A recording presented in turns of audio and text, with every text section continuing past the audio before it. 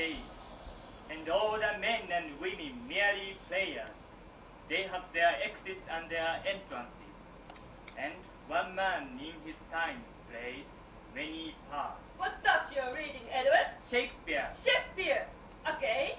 Why aren't you studying for your exams? I'm not interested in studying for my exams, Granny. Exams are a waste of time. Anyway, Shakespeare's a part of my study. But you must study other subjects too, Edward. You know very well your dear father wanted you to enter university and become a teacher. A teacher? Who wants to become a teacher? Stuffing useless knowledge into the stupid boneheads of screaming kids. It's sheer hell. I don't mean that kind of teacher. I mean a university teacher. A professor, like your father was. The last thing he said to me before he died was, do your best to get Edward into Oxford University. He wanted you to become a famous scholar like he was. And that's what I want too. He was my only son, Edward, and I was extremely proud of him. You told me that thousands of times, Granny. And I've told you thousands of times, I don't want to be some kind of academic egghead. University professors in this country are all fakes. All they do is write dull papers on obscure subjects with thousands of footnotes that nobody understands except other professors. All they really care about is their social status. I absolutely despise the whole idea of becoming an academic. Oh, Edward! You do disappoint me. If your parents are alive now, I'm sure they'd insist on your becoming a university teacher. You're quite clever enough. Well, both my parents are dead now. You ought to respect the dead, Edward. How do you expect me to respect my parents, especially after the way they died? They couldn't help it, Edward. They both had unfortunate accidents. My father died of eating too many boiled potatoes. He got so much gas in his stomach that he burst like an overinflated balloon. He was a glutton. You shouldn't speak of your dead father like that. And my mother died of laughing too much when someone told her a dirty joke. It was so funny she had a heart attack. How can I possibly respect my parents for dying like that? It doesn't matter how they died, Edward. It's more important to cherish your memories of them. But what ridiculous ways to die. Just think of it. Dying of overeating and dying of laughter. I should imagine it's rather a wonderful thing to die laughing. That's how I'd like to die. Anyway, before your father died, I promised him. You promised him that you'd die laughing? No, you silly boy. I promised him I would give you the best education I could. I would send you to the best schools to fulfill that promise. I would spend thousands of pounds on your education, Edward. And now, I want you to get into Oxford University and study literature. I'm doing my best to respect your father's wishes, and so should you. My mother didn't want me to become a scholar. You know that very well. Yes, I know, Edward. She was an actress. She was a famous actress, and she wanted me to go on the stage too. Yes, she was famous. But do you think she was really happy, Edward? I don't think she was. She was always tired and overworked. Yes, but think of the glamour of it. The gorgeous costumes, the brilliant light, the thunder of applause. I was old enough to remember my mother at the height of her fame. She used to let me watch her acting from the side of the stage in the wings. I shall never forget it. It was like magic. The theater is an enchanted land full of mystery and romance. It's beautiful. You are just a dreamer. You've got to be more practical nowadays. Being an actor is not a secure profession. It's too financially unstable. You must study at university and get a proper job. A proper job. If you become an actor, you'll be out of work most of the time. And I can't go on possibly supporting you forever. We're poor enough as it is. Even if you do go to university, Edward, you'll have to get a government absolutely no intention of going to university. And that's my final word on the matter. I'm going to be an actor. If you insist on going to the stage, I'll no longer support you, Edward. You'll have to leave home and fend for yourself. That will suit me fine. I'm sick of life in this place. I'm not going to study anymore. I'll get a part-time job and go to a drama school. I don't need your help, Granny. I'll manage by myself. You ungrateful boy. After all I've done for you, I've done my very best. Oh, for God's sake, don't go and cry. Go, Edward. You have absolutely no sense of gratitude whatever. I don't want to speak to you. Go away. But Granny, I... Go on. Go.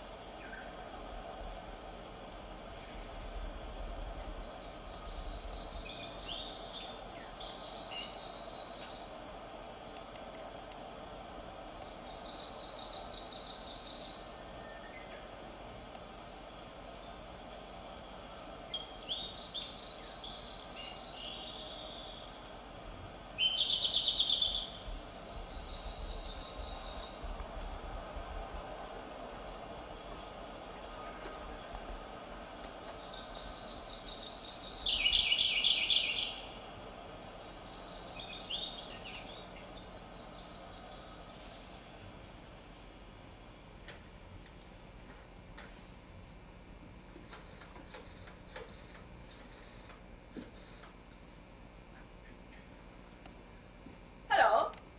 This is Lady Hathaway speaking. Could I speak to Professor Peacock, please? Oh, is that you, Richard?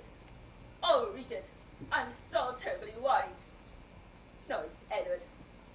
He wants to give up his studies and become an actor. Yes, go onto the stage like his mother. And you know how unhappy she was. Yes, yes. It would be a great mistake. Absolutely. Well, I was wondering whether you could drop round this afternoon and have a word with him. Try to knock some common sense into him. Yeah, being a professor at the university, you know. Yes, yes, you could probably have a great effect on him. Especially as you and his father were colleagues. Yes, exactly. Well, about 4 o'clock, I should think. Could you manage that? Oh, bless you, Richard. Look, I'm out in the garden now. The doorbell doesn't work. Yes, it's out of order. I'll leave the front door open. Just walk through the house and come down to the rose bower. You know where I mean, don't you? That's right. Oh, it's so good of you, Richard.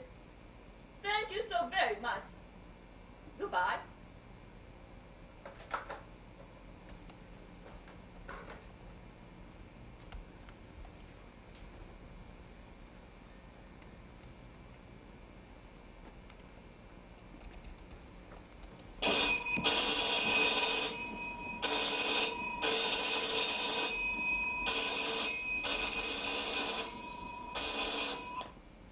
Hello?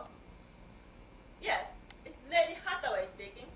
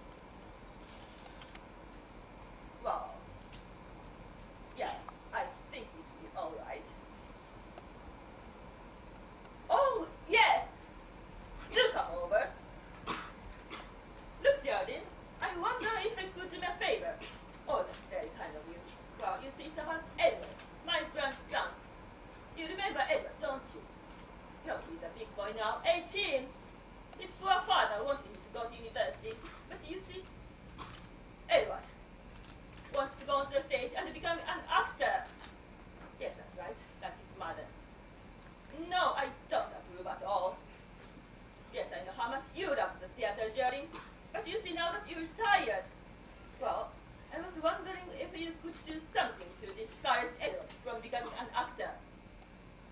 Yes, it's an extremely hard life, just as you say. That's exactly what I told him. Really, Geraldine, you try to put him off? Oh, that is good of you. Anytime would do. This afternoon, around 4 o'clock, that would be wonderful. Thank you so much, Geraldine. Thank you. Goodbye, Geraldine. Goodbye. Those two together are sure to dissuade anyone from becoming an actor.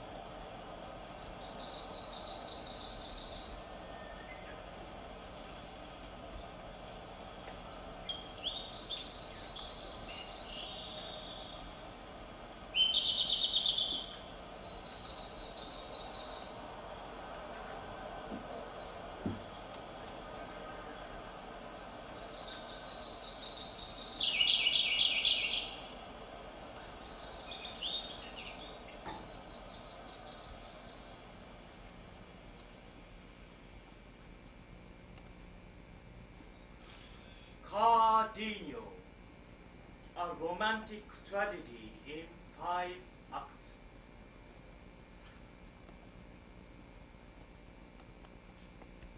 Cardenio.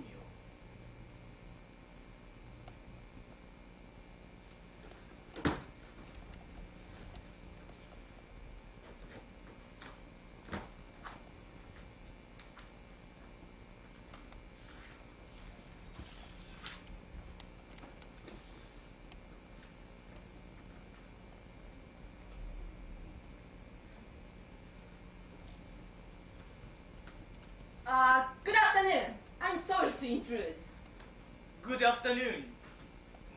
I'm afraid I don't know. Do let me introduce myself. I'm Maggie Ardent. I'm a cosmetic saleswoman from Claire Facade. I did ring the front door bell, but nobody answered, so I just walked straight in.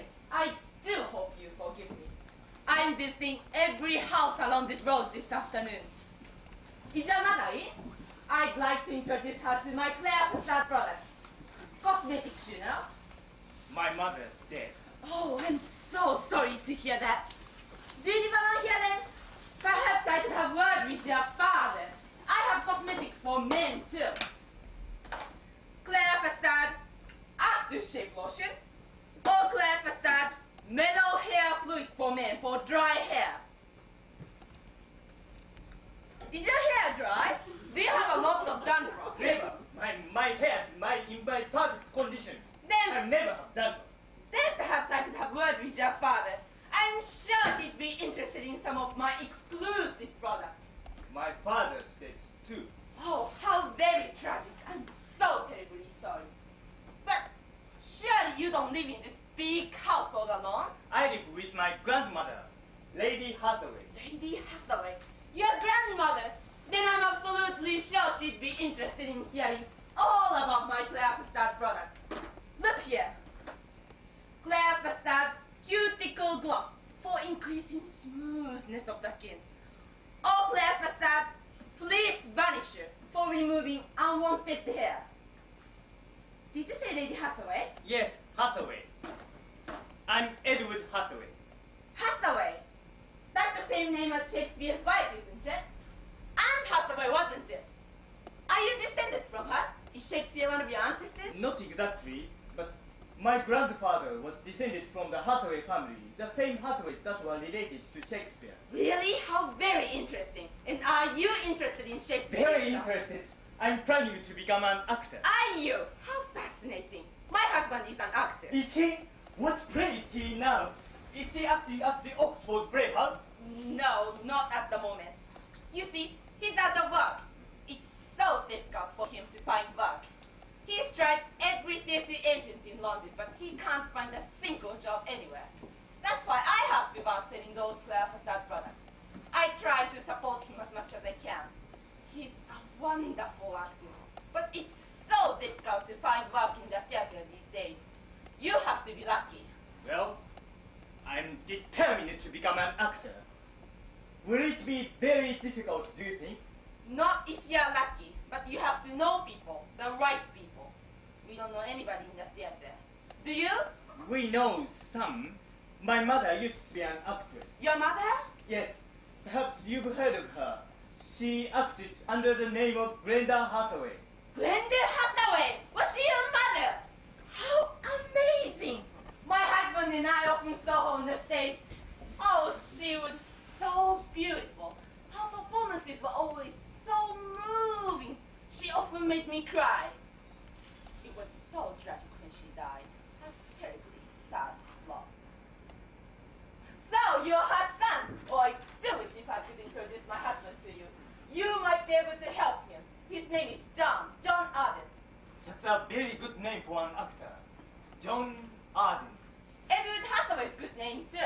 Oh, I do wish if you and John could get together. Wouldn't it be wonderful if you could both become famous? My grandmother doesn't want me to become an actor. She wants me to go to university and become a professor, like my father was. I absolutely detest the idea. If I become an actor, I'd probably change my name to something else. I don't want to use my family name. I want to cut myself right off from the Hathaways. I've just had a marvelous idea for a new name. Edward Cardenio. Cardenio? That's a very unusual name. Cardenio. Why Cardenio? I think I've just made a most remarkable discovery. Look here. It's an antique manuscript. I found it in this old suitcase. It used to belong to my grandfather. What have you found? What is it? I think it's a play by Shakespeare. A play that was lost. Look. Cardenio, a romantic tragedy in 5 acts. And here are 2 initials at the bottom. W.S. These must be Shakespeare's own initials.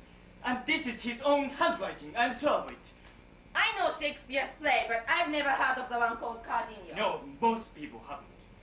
There's a sort of rumor that Shakespeare wrote a number of other plays which were lost. There's a record of a play called Cardenio by William Shakespeare that was acted by the King's Men at the Globe Theatre in London in 1613. I've just looked it up. This is incredible. If this really is Shakespeare manuscript, it was a fortune. If you could sold it, you can get millions of pounds. Then you can set up your own theatre and act in any plays you wanted to. And John and I could help you. Claire Facade sells stage makeup too, and I've had the all the proper training in how to apply it. We'd be famous immediately. Our first production could be this very play. Just think of it. In huge letters on the front of the London Theatre. Cardenio. Shakespeare's lost play, starring John Arden and Edward Cardenio. It would be an instant success. We'll be world famous.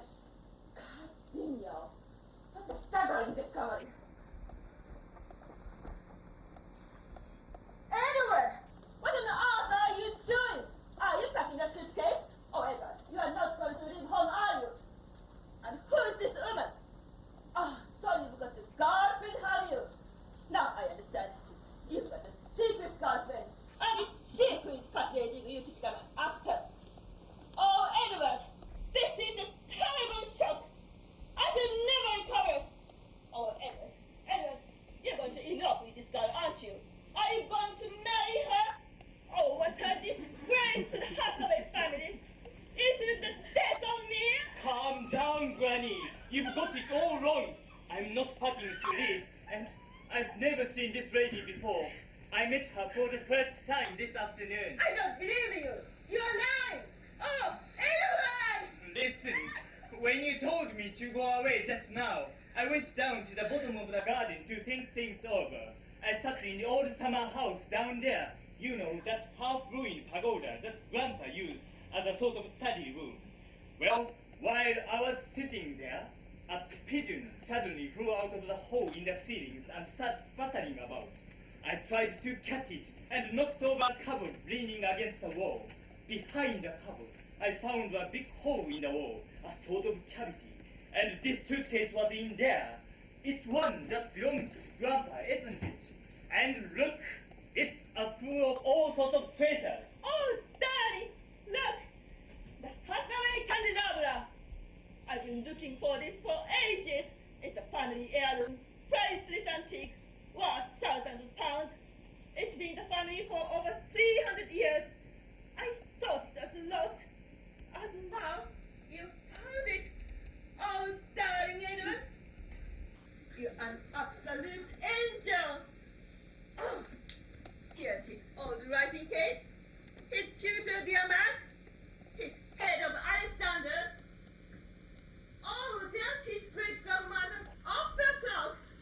I thought they'd all been lost. Oh, Edward, you darling boy. The best news is that we have safely found our king and company. That's Shakespeare, isn't it? What play are those lines from? The Tempest, Act 5. Here's another. If the 10th day following, thy banished trunk be found in our dominions, the moment is thy death. Away! That's what King Lear says to the Earl of Kent in Act 1 when Kent is banished. Thy banished trunk. Is this a banished trunk? May I ask, young woman, who you are and what you are doing in my garden? Oh, Lady Hathaway, do please forgive me. I'm Maggie Ardent. I sell cosmetics door to door. Your doorbell didn't seem to work, and the front door was open, so I just came in. I'm awfully sorry. I know it's very bad manners, but you see, I'm desperate to sell my cosmetic goods to help my husband who's out of work. You are a cosmetic saleswoman, Yes, I work for Claire Facade Cosmetic Company. and you've never met Edward before? No, never. I just happened to meet him here in the garden. Oh, what a relief. I thought you were his secret fiancé. Oh, Edward, finding this candlestick makes me feel 10 years younger. If you allow me to demonstrate my product, madam, I can make you look 20 years younger. Here, look, madam. This is Claire Facade hair tinting solution. With this, I can transform your appearance in a twinkle of an eye. I can turn your gray hair into any color you please. Brunette, blonde, raven black, or sapphire blue in a single application. I have every variety in shade. Do let me show you. Well, I'm not quite ready to alter the tone of my hair. Oh, but madam, you can't imagine what wonders I can do. Just look at all those wrinkles around your eyes and mouth.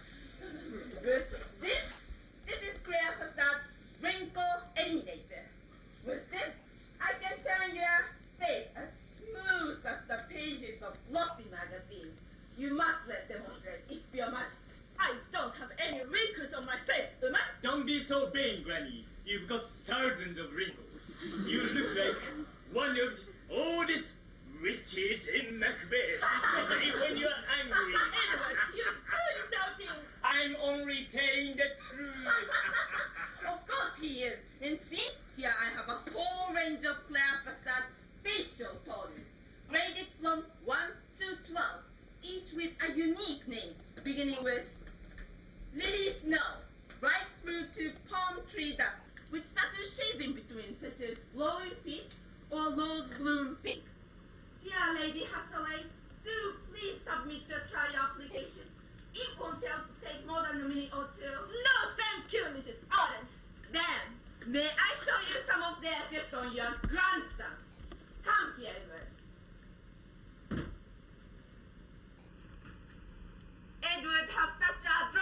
gentle-faced Lady Hathaway.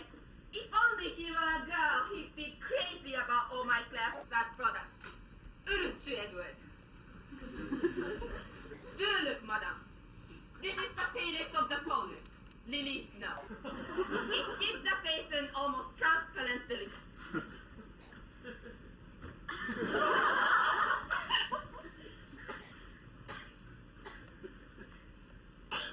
And now,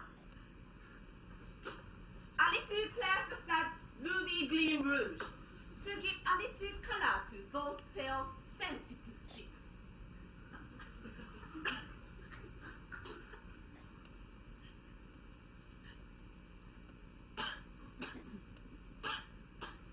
You see, it's like a miracle.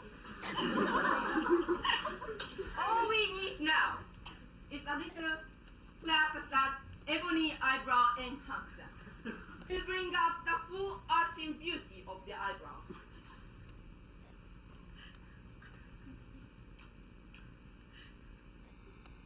Last of all, a little Claire Facade Radiant Lip Tincture. We have 30 varieties.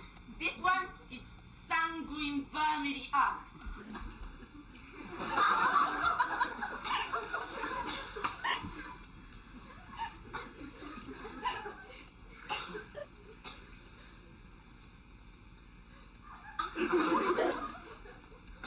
Now, the final touch. A drop or two of Claire Facade Fairy Dust Face Powder.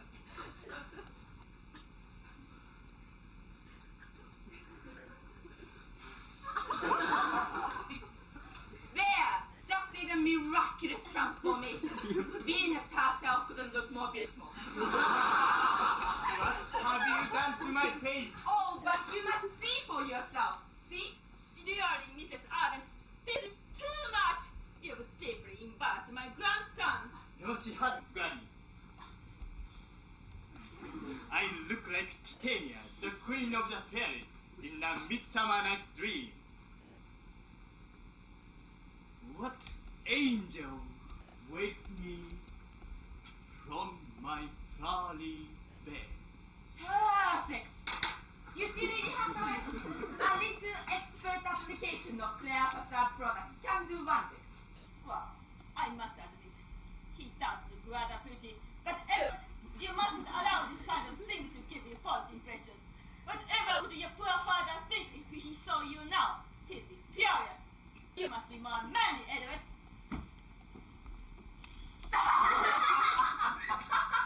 I don't agree, Granny. Dressing up like this now and again doesn't do any harm. It's fun, and I think Mrs. Ardent could do a great deal to improve your appearance. Why don't you allow her to try a little on you? Oh, Edward, I couldn't. I'm too old to need such beautification. Now, that is an absolute nonsense, Granny. An absolute contradiction. Do let Mrs. Ardent see what she can do. After all, I did find this antique candlestick. Yes, my dear, so you did. The Hathaway candelabra. It warms my heart to see this again. Very well, Edward. I'll allow Mrs. Ardent to try just a few cosmetic applications. Claire Facade products are the finest in England, Lady Hathaway.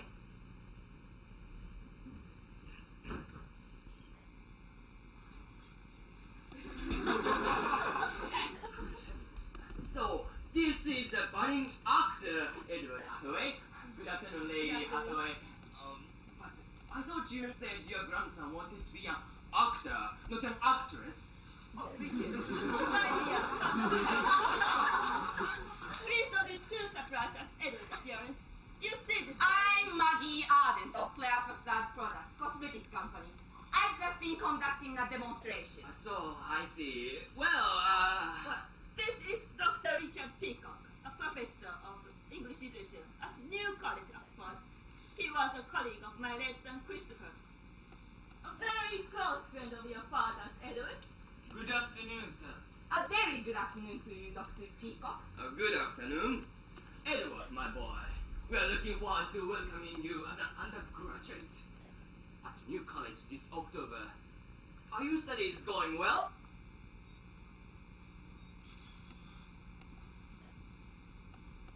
May I leave you to have a little conversation together, Richard? Mrs. Arden here has persuaded me to allow her to show me some of her products. We'll go upstairs to my bedroom, Mrs. Arden. Ellen, I'm sure you'll enjoy a little chat with Dr. Peter. Come on, Mrs. Arden. That is good of you, Lady Hathaway.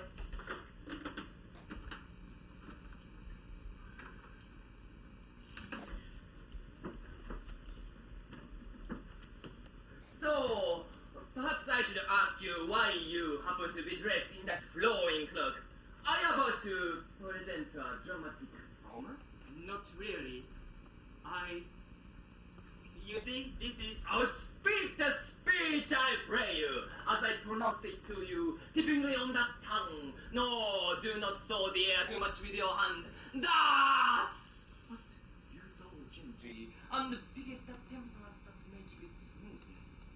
Suit the action to the word to the action. Do you know those famous lines, my boy? Yes, of course. They are from Hamlet. The first speech in Act 3, Scene 2. Oh, well done. You know your Shakespeare very well, I see. If you know his works as well as that, you'd make a very fine scholar. I'm not planning to become a scholar. Yes. Your grandmother tells me that you are hoping to go onto the stage. That's my ambition. Fruitless occupation, my boy. Acting is just a game for people with inflated egos. Yes, I know your mother was a famous actress, but who remembers her now? She's quite forgotten. Acting is just a castle in the air, a pipe dream, a fantasy. These are actors, as I foretold you, are all spirits and melted into air, into thin air. Unlike the baseless fabric of this vision, the cloud-capped towers, the gorgeous palaces, the solemn temples, and the great grove itself, yeah, all which it inherits shall dissolve. But like this insubstantial pageant faded, leave not a lack behind. We are such stuff as dreams are made of. As dreams are made on, sir. That's a misquote. We are such stuff as dreams are made on. And our little life is rounded with a stream. Sir, I am vexed. So am I, and so is your grandmother. I am vexed because you interrupted my dramatic travel delivery in the most unmannerly way, and your grandmother is vexed because you want to be an actor. I'm sorry, sir. Listen, Edward.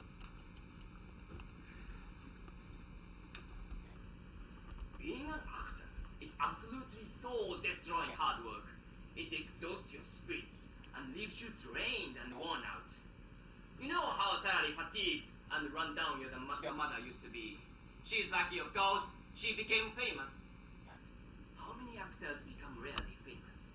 Perhaps 20 or 30 out of 20 or 30,000.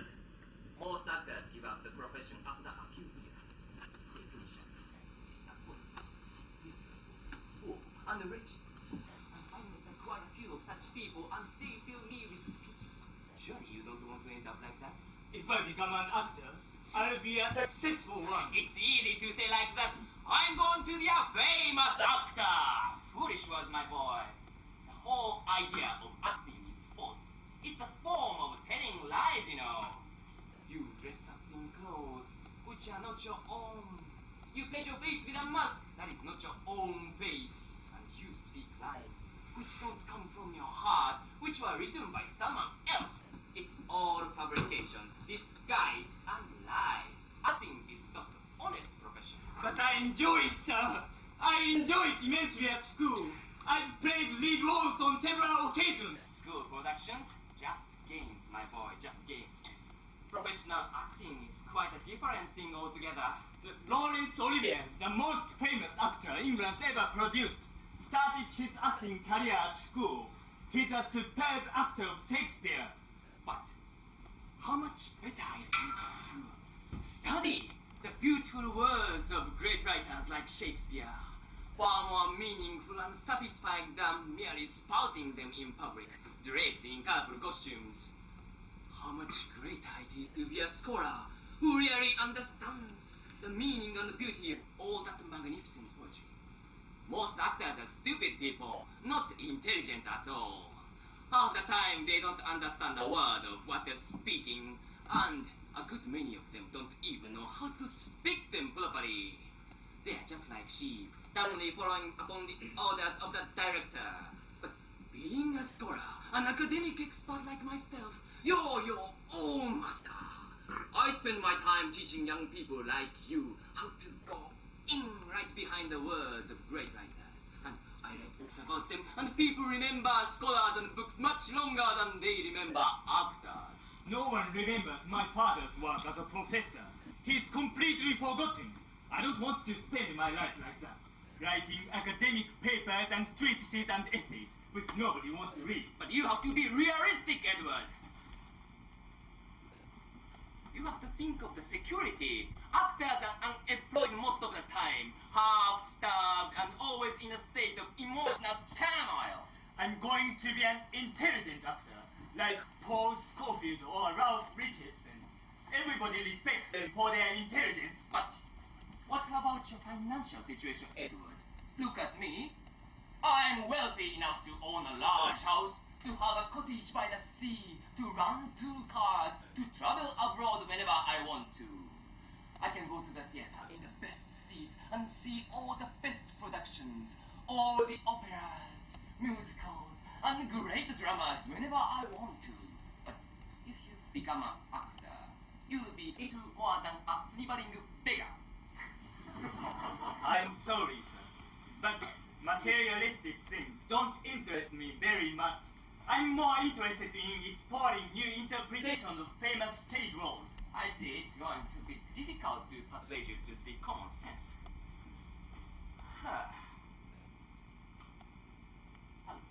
What's this? I found it in my grandfather's old suitcase here. I think it's a genuinely old manuscript.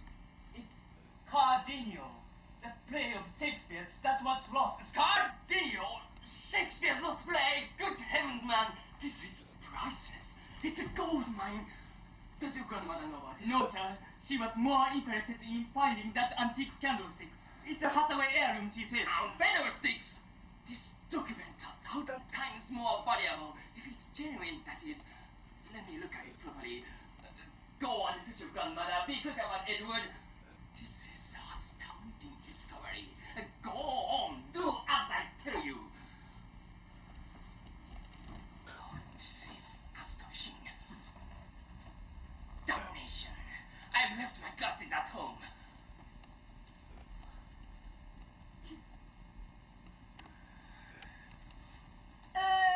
Excuse me. I wonder if I'm in the right place. I'm looking for Lady Hathaway's house. Is this her garden? Yes. Oh, I'm so glad. I thought I got lost. I was supposed to come in by the front door, but I parked my car in the wrong row. Then I couldn't find the house anywhere. Then I saw a garden gate set in a brick wall. And so I took a chance, and here I am. Excuse me. I don't have the pleasure of, No, of course you don't know who I am. Let me introduce myself. I'm Geraldine Flambeau, the actress. Geraldine Flambeau? I don't know anyone with that name. Oh, no, of course you don't know who I am. I retired quite a few years ago. Now I'm utterly forgotten. Oh, I used to be famous, good sir. I was a close friend and rival, of course, of Glenda Hathaway, the daughter-in-law of Lady Hathaway. We both fought for fame, always trying to thrust one another out of the spotlight. But then she died a tragic death. Ah, what a loss to the theater world. No death has ever moved me so deeply. I did hear, as a matter of fact, she died of laughing too much, you know. That's what made it so tragic. How much better to die like Lady Macbeth or like the Queen in Cymbeline, with horror madly dying. That would be far more dramatic, entirely more emotionally satisfying. Or to die like Ophelia, mad and singing, and floating down the river with garlands of flowers about her head, and slowly sinking down into the water. Ah, so beautiful, so romantic. But then, when Glenn Hathaway died, somehow something died in me too. I lost heart, and soon, oh so very soon, my fame and success withered away like a fading flower, and I fell into obscurity. Now, I run a small theatre school in Stratford-on-Avon. But you, sir, may I ask your name? Dr. Richard Peacock, Dark Scholar of New College, Oxford. Peacock? The name's not familiar, I'm afraid. Did you say New College? Which one is that? I always forget. College is, strange to say, one of the oldest colleges in Oxford. And I've been a professor there for about 20 years. You must have read some of them. Oh, I don't read books. I never did. I can't understand all that academic jargon anyway. It's past me instead. Oh, I'm so sorry, Dr. Peacock. I am so rude, so terribly outspoken. I do hope I haven't offended you. Ditto. Dr. Richard Peacock, did you say? Then let's be friends. Do call me Geraldine, and I call you Dick! No, for God's sake, don't call me Dick! Nobody's allowed to call me Dick! I've got the most severe complex about being called Dick! I had a terrible time at the school. These boys always made fun of me. You can't imagine what the hell I've been through with a name like mine. It's been terrible! I'm most terribly sorry, Doctor! I had no idea! But I do understand. Yes, I totally understand. With a name like yours, I can quite imagine your suffering. Dick, and King, and Cock. Yes, I know very well what names little boys give to parts of their body. Dick and Prick and Cock, they all have the same meaning.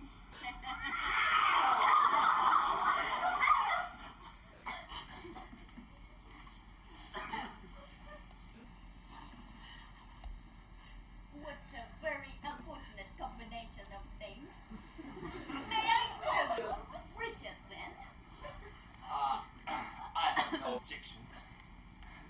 To tell you the truth, I'm rather glad to make that confession to a complete stranger. It's done me good.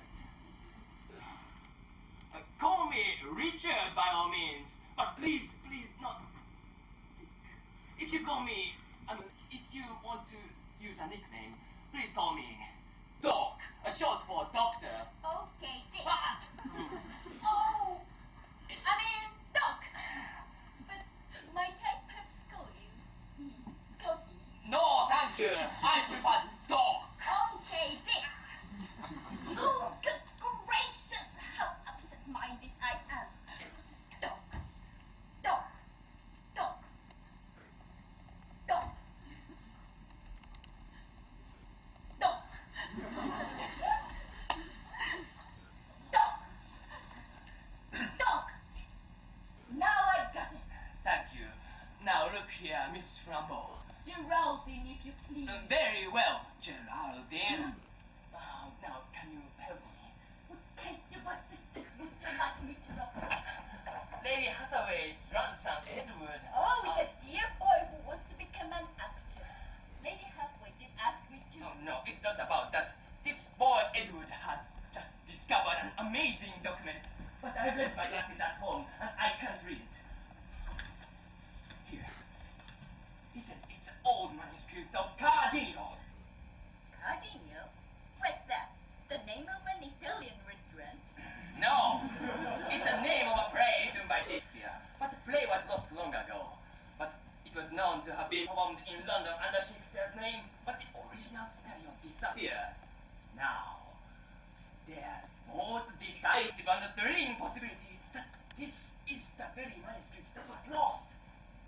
family are Hathaways, and they are descended from the family of Shakespeare's wife, Anne Hathaway. Now, quickly, do tell me, does this look like a genuine article? Is this a real thing? Is this Shakespeare's Cardenio? If it is, it should make headlines all over the world. Now, quickly, do tell me.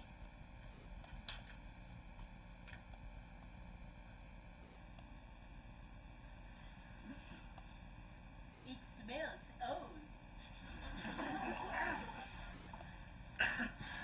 Cardenio, a romantic tragedy in 5 acts. And let's see. Yes, at the bottom here, there are 2 initials. W and S. William Shakespeare, get heaven's sake! Is it going to take again? I'm going to tell you! Oh, I wouldn't mind that at all. Do you know what Jerry means? No, but it sounds rather nice. Cheerful. Jerry. A jerry is a chamber pot, a portable toilet. Oh, in that case, I'll be more careful to call you Doc instead of... No, never mind about these foreboding things. What about the manuscript? Well, Dick. Doc. If you want my opinion, I think this is a genuinely old document. I don't know much about these things, but... Don't you realize, Geraldine? This is a find of the century. It's the most important literary discovery that's been made since the time of Shakespeare himself. Oh, if only I could read it. Why did I leave my glasses at home? Richard, listen. I've just had the most marvelous idea. If we could get hold of this manuscript and keep it to ourselves, we could arrange to stage it for the first time ever. We could present it as a world premiere. We could make a fortune out of it. We could become millionaires and world famous instantly, and I could make a comeback, either as an actress or director, and you could produce it. Arrange the finance of business side and so on. But how can we possibly obtain this manuscript? You could tell Lady Hathaway that it's a forgery or an imitation of something. Not worth anything at all. You could ask her to let you have it as a mere curiosity or something like that, saying you'll return it later if she wants to keep it. It'll be easy. Once you've got the manuscript, we can go ahead and stage it. Well, it's not very ethical, isn't it? But it's an interesting idea, Geraldine. We could easily set up the stage company to produce the play. As you say, it would be a sensation.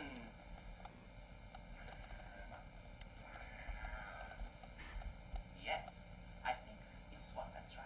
Quick then, we haven't got much time. Where is Lady Hathaway anyway? Oh, she's upstairs in the house, having a makeup session with an extremely aggressive cosmetic saleswoman. But I sent Edward up to fetch her. She doesn't know about this discovery yet, but she'll be down here at any moment now. Well, let's walk down to the bottom of the garden to make our plans and settle some of the details. Then, we can come back here and you can say the documents once. Yes, I think that might be a good idea. Leave the manuscript here on the table. It'll help to make our deception more convincing. Come along, Duck. This is the biggest thrill of my life.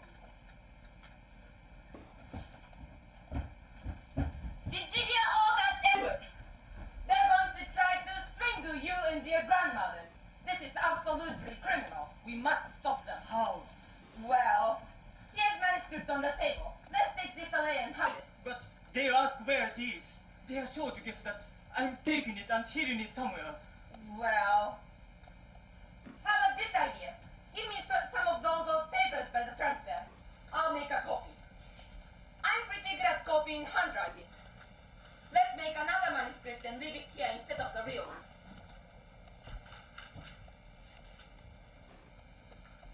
But they are bound to notice the difference. I don't think so. You heard that the peacock man said he has his glasses at home. I don't think he has examined it properly yet. Quick, take this ribbon now.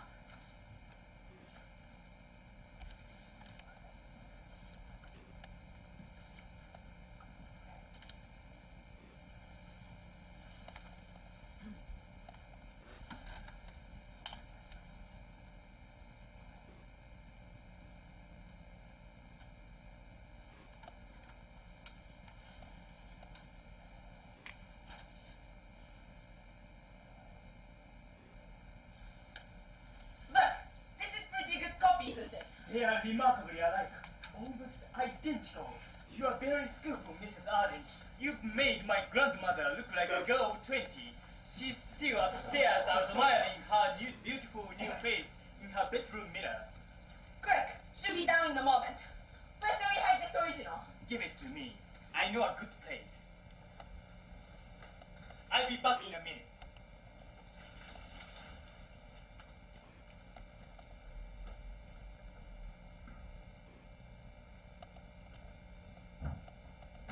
Right. Now you stay here. And I'll go back out the garden gate. Then I'll come in by the front door. Don't forget, Doc. We haven't met yet. I'll make a grand entrance, and then we can be introduced as if for the first time. Can you manage to keep a straight face? You mustn't give a single sign that we've all written. After you've got the manuscript, we'll meet together later at your place and get everything going. Okay? It's all in your hands, Geraldine. I'll do my best to support you. Though I do think this is rather immoral. But this is a chance of a lifetime. I could do with a bit of publicity. I feel rather neglected these days. I'd like a bit of real fame or change. Okay, don't. I'll be up.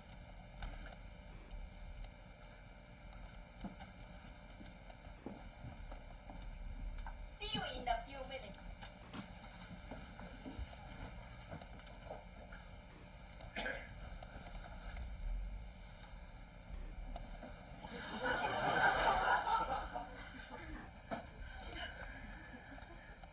Oh, I'm so sorry to have been away so long, Richard. It's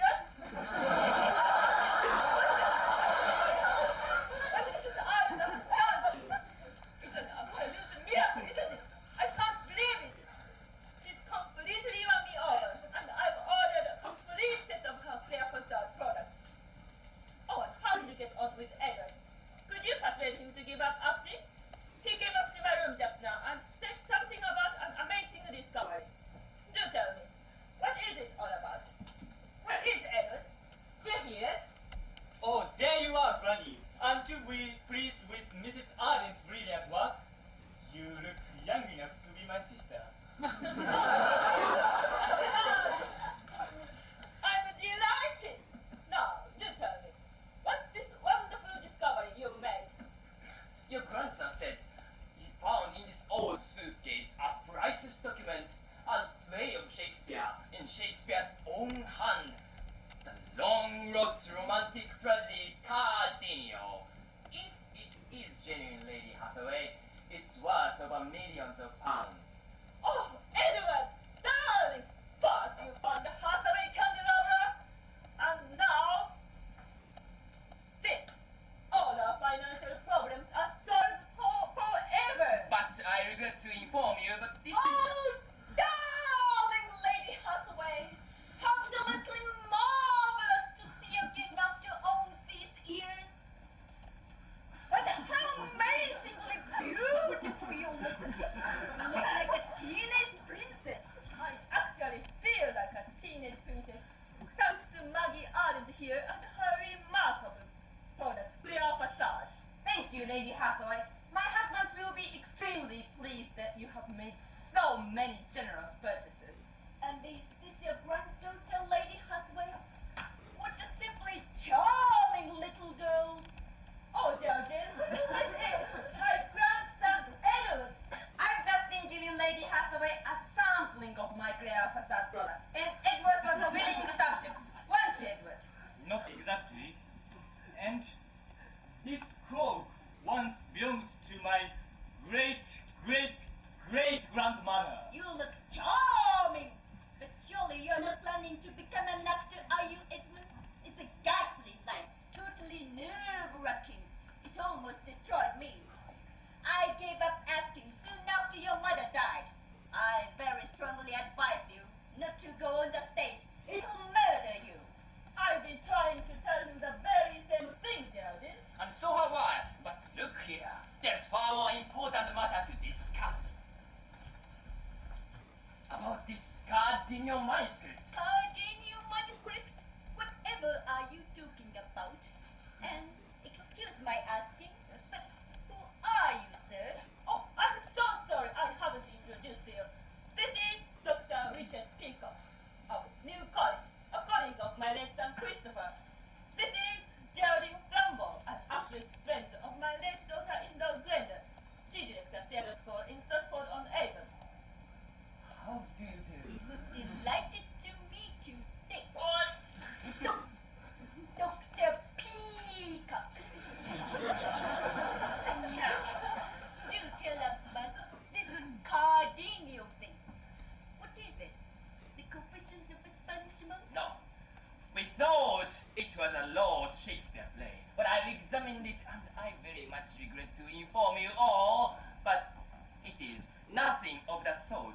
It's just a bundle of old letters bound together in a false cover. It is either an imitation or a forgery. I'm very sorry to disappoint you, Lady Hathaway, and you, Edward, but it's quite wondrous. Oh, Richard, how very disappointing. Are you sure? With the supreme tragedy. But, yes, I'm afraid it is a great disappointment, but it is highly unlikely such an important discovery of lost Shakespeare will happen nowadays. And there are so many forgeries these days. I can't believe it, Richard. Do let me look at it. I've got a magnifying glass in the house. I really would like to take a closer look at it. Would you come in with me for a moment and show me why you believe it not to be genuine? If you insist, Lady Hathaway, yes, but My husband used to collect old documents. Not for literary purposes, of course. He was just a collector of old things. He explained a little such things to me about the age of paper and so on. Of course, I don't want to contradict you, Dr. Peacock, but this is so important. I want to be absolutely sure. of course, Lady Hathaway, of course, but We'll go in your study.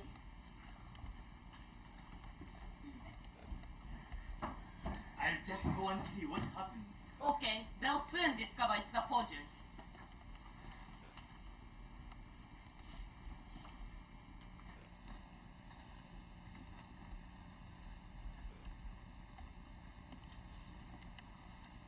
It's such a pity, isn't it?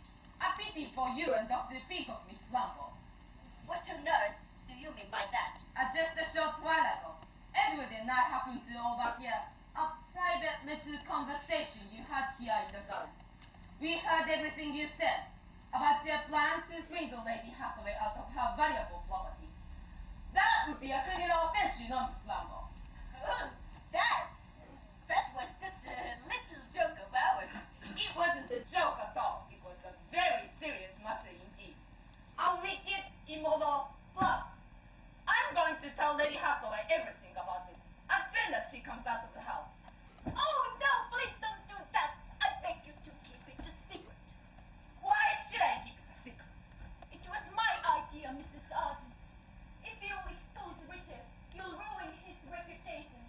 He'll lose his position at Oxford University, and he'll never be able to teach again. Well, that will be your fault and his fault, won't it? I implore you, Mrs. Arden, please don't expose us.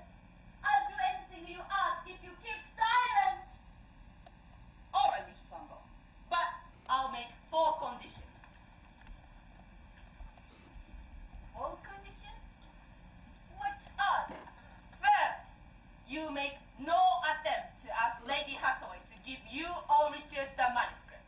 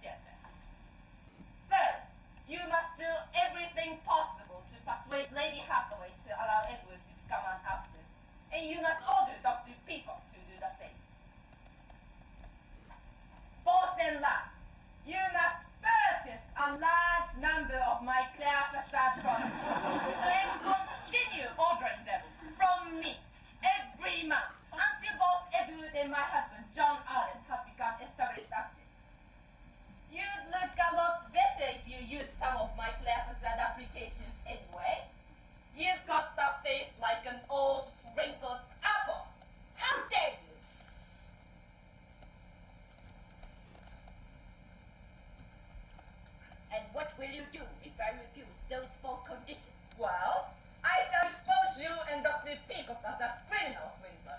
And I shall make quite sure that you and your theater school in Stratford will be publicly disgraced, discredited, and humiliated.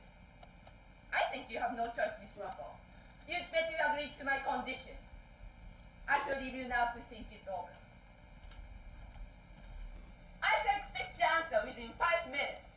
I'm going to inform Edward about everything I've just said to you.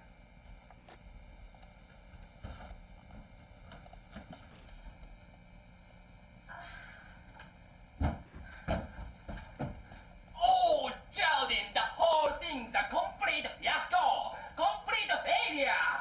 Oh, Richard. Maggie Arden, woman, and Edward overheard everything about your plan. Oh, you are an absolute blithering idiot!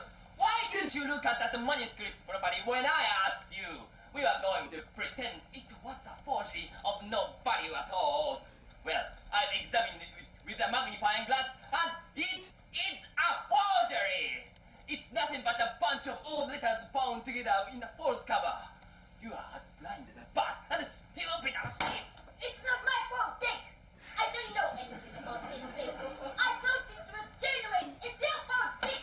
You shouldn't have left your glasses at home, Dickie McPeak.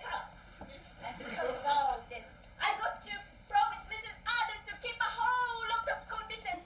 If I don't, she'll expose us and we'll both be ruined. What kind of thing have you got to promise? One of them is that you've got to persuade Lady Hathaway to allow Edward and become an actor. Well, that's easy enough. He said, Lady Hathaway's a hard nut, you know. It'll be impossible to make her change her mind. Impossible, Dick! All right, Mr. Chingapot, that's quite enough. You hadn't had that put the brain I know trying to swindle them. Dr. Peacock is quite right. This is a forgery. Quite valueless. I'm deeply disappointed. Have you made up your mind yet, Miss Flapo? I don't mind what happens to me, Maggie Arden. I can look after myself. But I'm doing well not going to let Dr. Cocky Pedic get away with this. Oh, goodness gracious!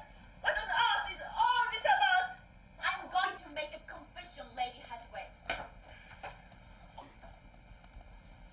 If that manuscript had been genuine, Dr. Peacock and I were going to pretend it was a forgery and ask you to give to him as a curio.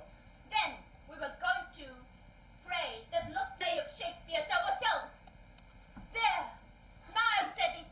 My conscience is clear. It was all my idea. I was quite wrong to have suggested it. I'm profoundly sorry, Lady Hathaway. Oh, good heavens above! What is all this about? Oh, what a noble mind is here overthrown. The courtiers, scholars, eye, tongue, sword, the expectancy Oh, grows shut up, up. Dr. Dick Coffey! You can't quote Shakespeare for nuts! You sound exactly like a dying cow suffering from acute constipation. When I played Ophelia, I did that speech far, far better. Academics like you don't know the first thing about dramatic delivery. This is how the speech should go.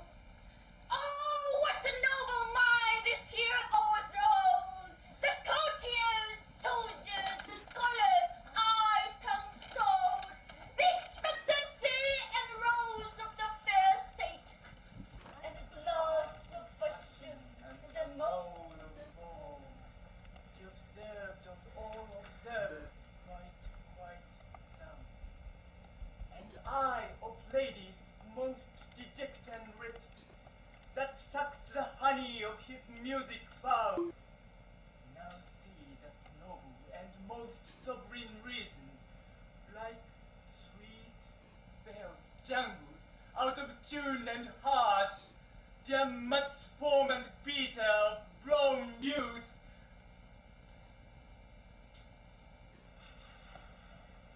blasted with ecstasy. Oh, woe is me to have seen what I have seen. See what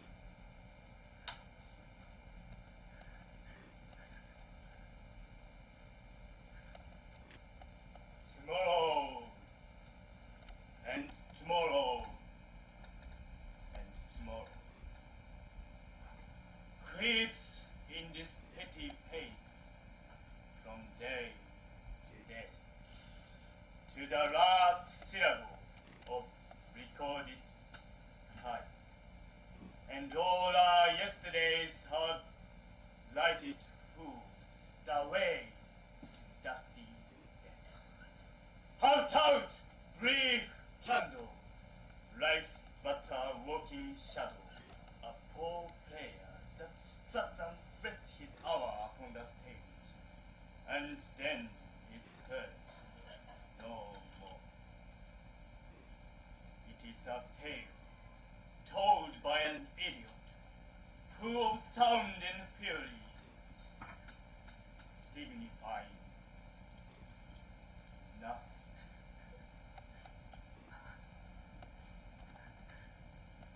Edward, if your father were alive today and saw this, I'm quite sure he would let you go onto the stage. I'm now quite certain you have the talent to succeed. I've changed my mind, Edward. I give you my permission. If that's what you really want, you may become an actor. Thank you, Granny. But I've been thinking. I don't think I want to become an actor after all. At least, not yet. I think it's better for me to go to university first and get more experience of life and more knowledge about drama and literature. After that, perhaps, I'll go on to the stage. A hearty decision. I heartily commend your common sense.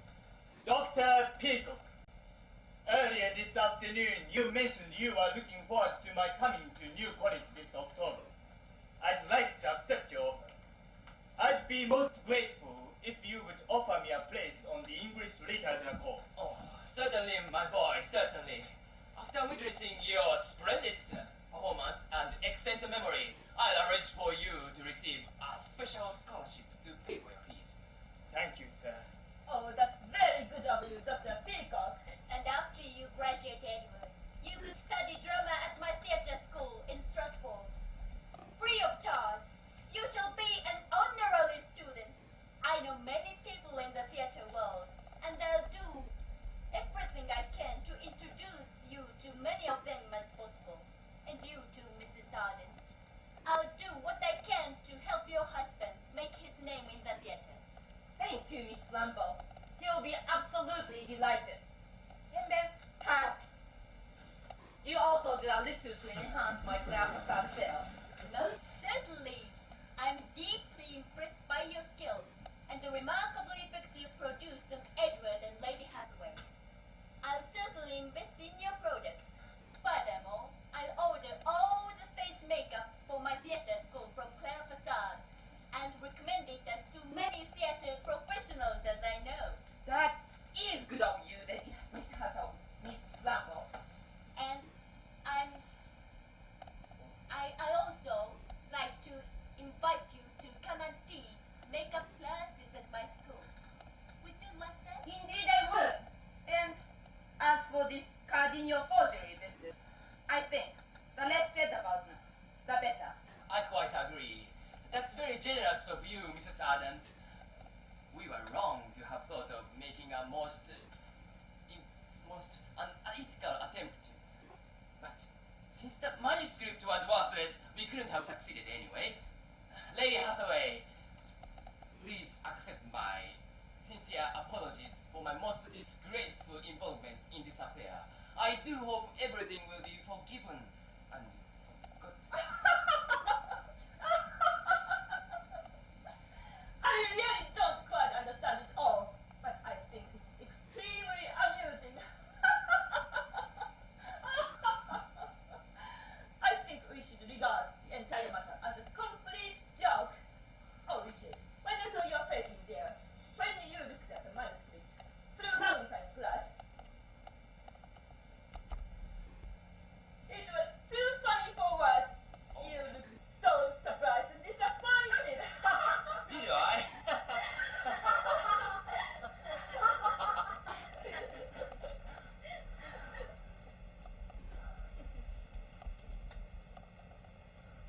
I wonder who did make that forgery in the first place. Perhaps we shall never find out. It's someone's idea of a practical joke. Anyway, it doesn't matter now, does it? Miss Lambo, do let me know when I can have an appointment with you. I'm absolutely longing to get to work on that interesting face of yours with my Claire Facade product. Let's all go in and have tea. We can talk everything in the house. It's getting a little chilly out here.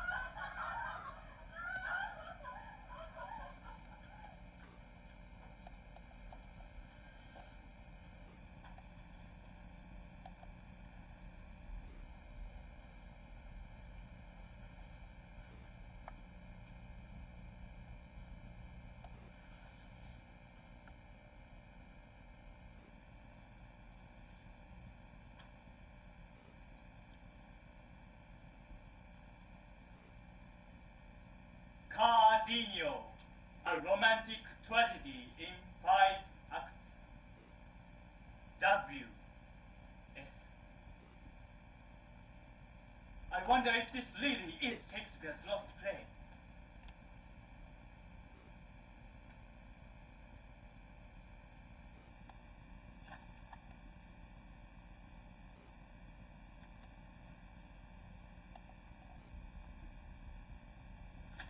No, I won't read it now. Shakespeare, are you there? Is this really your own lost Cardenio? No answer. Even if it's not, it wouldn't matter, would it? You've written so many other beautiful works. We should not desire any more from you. What shall I do with this now? Anyone who finds it will only wish to make money out of it, or increase their fame in the world. And I'm not really interested in either. Perhaps I ought to destroy it or lose it somehow, or leave it for destiny to decide.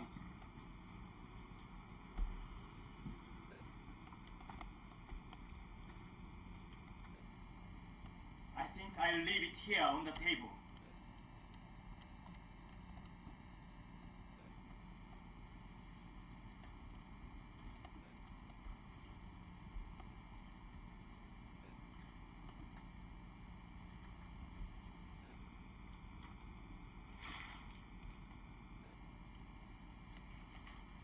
Shakespeare, can you hear me? Let's see what happens to it, shall we?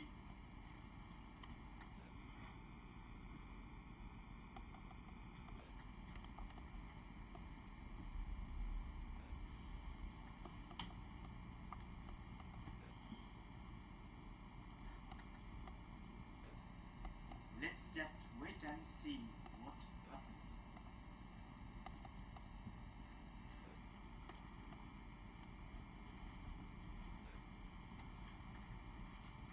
All the world's a stage, and all the men and women merely players. They have their exits